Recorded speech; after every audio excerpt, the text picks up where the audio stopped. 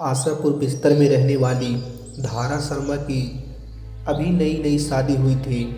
शादी के 2-4 दिन बाद ही पत्नी दिलीप को ऑफिस के काम से एक हफ्ते के लिए दुबई जाना पड़ा। धारा अपने अनुभव के बारे में बताती है कि एक रात जब वह अपने कमरे में अकेली सोई हुई थी, तभी अचानक उनका टीवी चलना शुरू हो गया, जिससे वह चौंक गई। उन्होंने तुरंत उठकर टीवी बंद कर दिया और फिर से सोने की कोशिश करने लगी। थोड़ी देर बाद उन्हें महसूस हुआ कि उनकी बगल में बिस्तर पर कोई लेटा हुआ है। टीवी की अपने आप चलना और फिर किसी की मौजूदगी का एहसास होना घर में अकेली लेटी महिला को डरा देने के लिए काफ़ी था। धारा जिस करवट लेटी थी उसी करवट लेटी रही। उसे समझ नहीं आ रहा था कि करे तो क्या करे।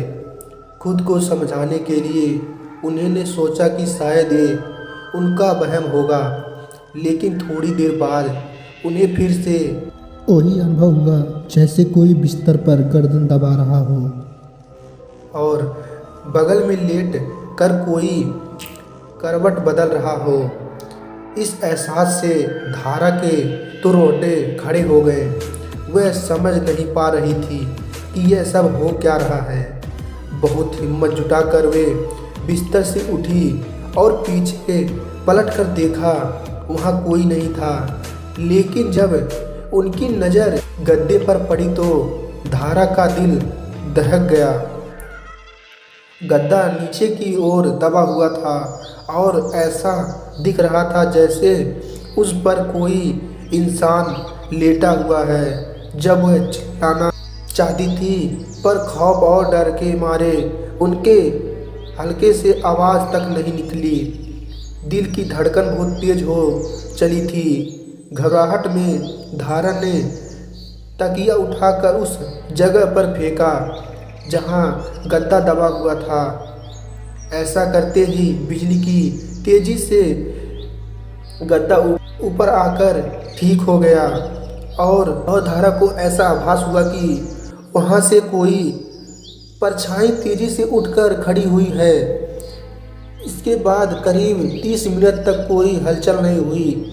तब धारा अपने थोड़ी बहुत हिम्मत बढ़ी और उसने पास पड़े मोबाइल से बगल के कमरे में सो रही अपनी सासू माँ को फ़ोन किया।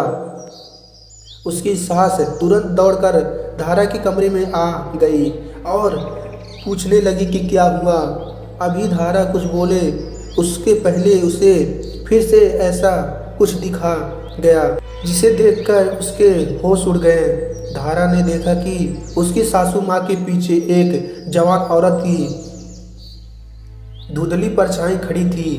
उसकी आंखों की जगह काले काले धब्बे थे और उसका कद करीब करीब कमरे की छत जितना ऊंचा था। यह भयंकर नज़ारा देखकर धारा वहीं बेहोश हो गए और उसी रात उन्हें अस्पताल में दाखिल करवाना पड़ा।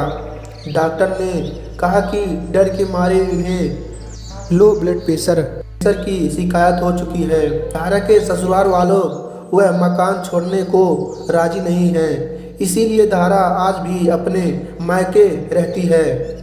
यह था इस भुतहा घटने के पीछे का कारण।